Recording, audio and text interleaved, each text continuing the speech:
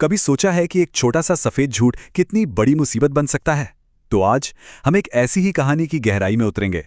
ये कहानी एक बच्चे की है जो सिर्फ अपनी पसंदीदा चावल की रोटियां बचाना चाहता था। लेकिन इस कोशिश में वो झूठ के एक ऐसे जाल में फंस जाता है जो हमें बहुत कुछ सिखाता है। तो ये है कोको, एक 8 साल का बच्चा। और इसके लिए दुनिया की सबसे बड़ी खुशी है गर्मा गर्म फूली हुई चावल की रोटियां। कहानी की शुरुआत बिल्कुल सिंपल और रिलेटेबल है ना? जरा सोचिए, ऐसा कौन सा पसंदीदा नाश्ता है जिसे किसी के साथ भी शेयर करने का मन नहीं करता? बस यही एक छोटी सी, थोड़ी स्वार्थ से भरी भावना कोको की कहानी का इंजन है। तो चलिए इस कहानी की परतों को एक एक करके खोलते हैं। हम देखेंगे कि कोको की रोटियों की चिंता कैसे एक धोखे में बदलती है, फिर झूठ का जाल कैसे बनता है, और आखिर में इस नाटक से हमें क्या सबक मिलता है। तो सीन कुछ ऐसा है। कोको घर पर अकेला है, उसके मम्मी पापा खेतों में गए हैं और बस वो अपनी पसंदीदा रोटियों का मजा लेने ही वाला है। और बस जैसे ही वो शांति का पल शुरू होने वाला था, कहानी में पहला मोड़ आता है। कोको एक निवाला लेने ही वाला था कि दरवाजे पर जोर की दस्तक होती है। और दरवाजे पर कौन है? उसकी पहली मुश्किल दोस्त नीनी। कोको के दिमाग में तुरंत घंटी बजती है। अरे, नीनी को तो चावल की रोटियां बहुत पसंद है और वो तो मांगेगा ही मांगेगा। बस यहीं से सारी दुविधा शुरू होती है।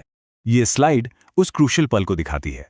घबराहट में लिया गया एक छोटा सा फैसला। अपनी रोटियां बचाने के चक्कर में कोको ने धोखे का पहला कदम उठा लिया और उन्हें रेडियो के पीछे छिपा दिया।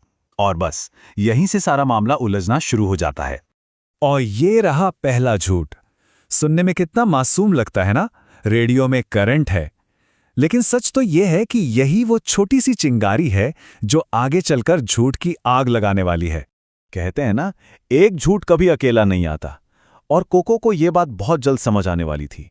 अब देखते हैं कि एक छोटा सा झूठ कैसे एक बड़े उलझे हुए जाल में बदल जाता है। तो नीनी के जाने के बाद आती है मिम्मी, वो भी केले के पापड़ लेकर। अब कोको को एक और बड़ा झूठ बोलना पड़ता है कि उसका पेट भरा हुआ है। फिर आता है तिनसु फूल लेकर, और कोको को एक और कहानी बनानी पड़ जाती है कि उसकी माँ को उन फूलों से एलर्जी है। एक के बाद एक झूठ। और सबसे मजेदार बात पता है क्या है?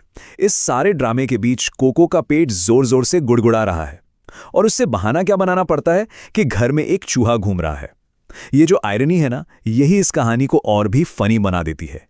इस स्थिति को लायर्स ट्रेडमिल भी कहते हैं। मतलब जैसे कोई ट्रेडमिल पे भागता तो है पर पहुंचता कहीं नहीं। बिल्कुल वैसे ही कोको एक झूठ को बचाने के लिए और झूठ बोलकर भाग रहा है, लेकिन वो अपनी ही जगह पर फंसता जा रहा है। और ये हमें लाता है कहानी के सबसे बड़े सबक पर, जो सीधे पाठ्य पुस्तक से ही लिया गया है। कहते हैं, एक झूठ बोलने के लिए 100 झूठ बोलने पड़ते हैं। और कोको तो इस कहावत को बिल्कुल जी रहा है।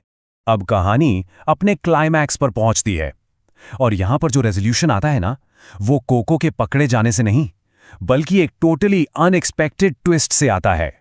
और अब एंट्री होती है आखिरी किरदार की, ऊबातुन, जो लोकल दुकान के मैनेजर हैं। और यही वो शख्स हैं जो अनजाने में चावल की रोटियों की किस्मत का फैसला करने वाले हैं। ऊतुन चाय या पापड़ के लिए नहीं आए हैं, उनका मकसद कुछ और ही है। और उसका लेना देना उस गुलाबी फूलदान से है। हाँ, वही फूलदान जो कोको की माँ अभी अभी दुकान से लाई थी। और यही आता है कहानी का सबसे बड़ा, सबसे मजेदार मोड़।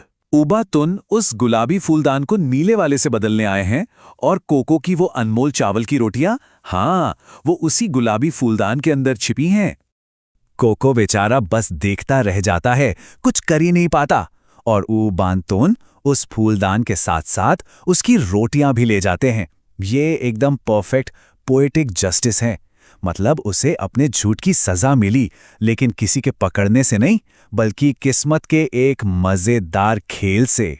तो चलिए अब थोड़ा पीछे हटते हैं और इस पूरे नाटक के पीछे का जो बड़ा मकसद है उसको देखते हैं, क्योंकि ये सिर्फ एक कहानी नहीं है, बल्कि इससे कहीं ज्यादा है। तो सवाल ये उठता है कि ये बच्चों की कहानी आखिर है किस बारे में? क्या ये सिर्फ एक लड़के और उसकी रोटियों की कहानी है, या इसका कोई गहरा मतलब भी है? तो देखिए, असल बात यह है कि ये नाटक सिर्फ एक कहानी नहीं है, ये एक मल्टी लेयर्ड टीचिंग टूल है। ये बच्चों को सिखाता है नैतिक तर्क, मतलब बेईमानी के नतीजे। हमने देखा कैसे कोको की बेईमानी का अंजाम ये हुआ कि उसे अपनी रोटियां ही गंवानी पड़ी। फिर ये साहित्यिक विश्लेषण सिखाता है। कोको मेन कैरेक्टर है, जबकि नीनी और मिमी जैसे सपोर्टिंग कैरेक्टर्स कहानी को आगे बढ़ाते हैं। इसके अलावा ये शब्दावली और व्याकरण भी सिखाता है। और सबसे जरूरी, ये जीवन कौशल सिखाता है कि ईमानदारी शायद शुरू में मुश्किल लगे, पर झूठ से हमेशा बेहतर होती है। ये सब कुछ एक ही सिंपल सी कहानी में पैक किया गया है। और ये कहानी हमें एक बड़े सवाल पर छोड़ जाती है। अगली बार जब कोई बच्चों की सिंपल सी कहानी सामने आए तो एक पल रुककर सोचना जरूर, क्या ये सिर्फ एक कहानी है या इसके पर्दे के पीछे कोई गहरा सबक भी छिपा है? जवाब शायद हैरान कर दे।